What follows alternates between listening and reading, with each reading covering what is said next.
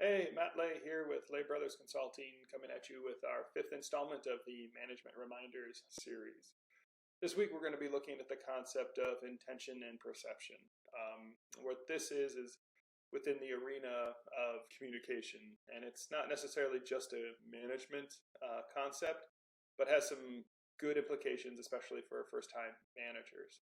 So, what intention and perception is referencing or talking about is that anytime you're communicating, whether it's spoken, written, even nonverbal body language, two things are going on.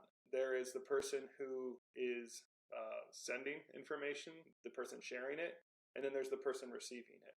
And so the person sending information, they have a intention of why they're sharing the information, and then the person receiving it has a perception of what that information means to them.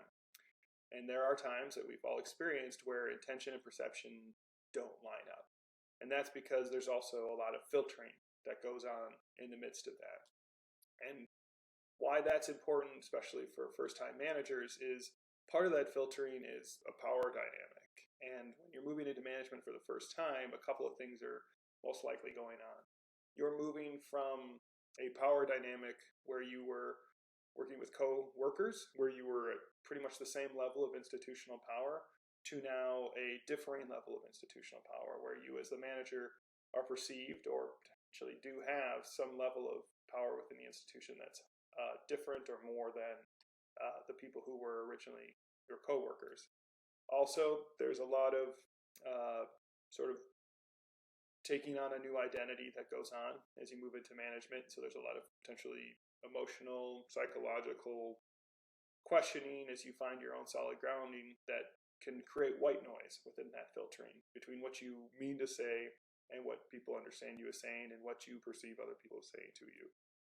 So a case in point of where that could possibly come out is you're in a team meeting and you've got a new process, you're a new manager, you really want it to work, and it's not working the way you intended, or not, the timelines aren't being met, you're just not achieving the way you want it to. So you want to bring the team together and collaborate and brainstorm and say, look, how can we make this work? And so you bring the team together, say, hey, we're not meeting expectations. I really thought we'd be doing this a lot better sooner in this process. Things just aren't working. We need to figure it out. Well, let's say you have an employee on your team who is currently the one holding the ball for the process, and they may not fully understand this new process either. Perhaps you haven't explained it as well because, frankly, it's new to everyone. And they interpret that. Their perception is you're saying they are not getting things done. They perceive it as kind of a passive aggressive, you said the team, but you really meant them. And they come to you later and they say, hey, I feel like I was personally attacked there. Hopefully they do have the safety of space to come to you with that conversation.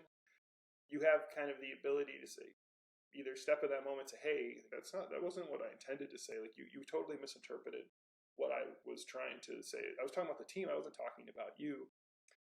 Sort of being defensive, or as we said in the first video, one of the roles of management is to create space.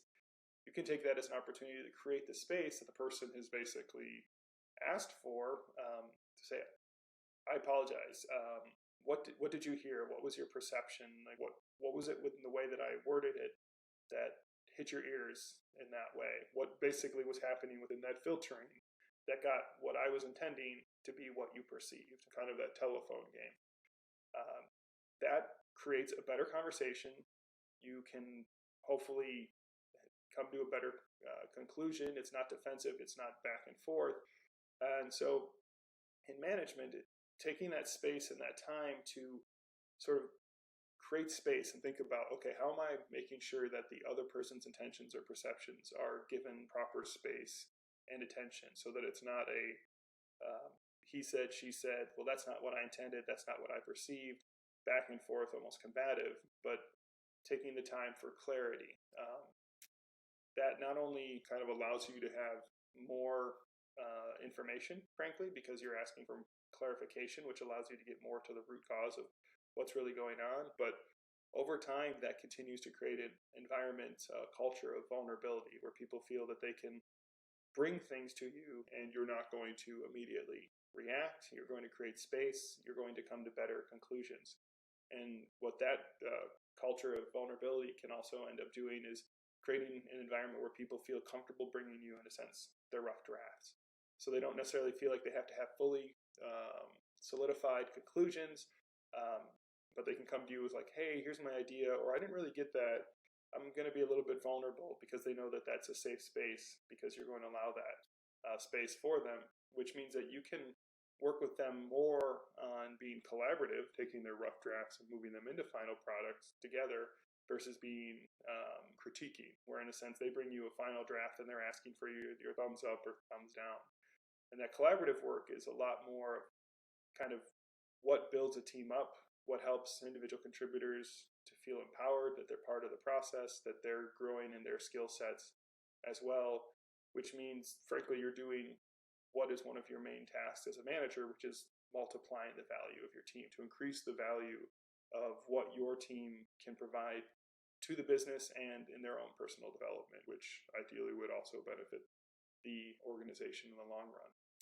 So by just taking that simple step of kind of saying, okay, am I creating space for the other person's intention and perception to sort of take center stage, you can find ways to remove a bit of that white noise of either your anxiety or that power dynamic, allow the other person to feel validated and sort of cared for as a member of the team, get you better information, and ideally better results as a team, better value, which again is one of your roles as a manager.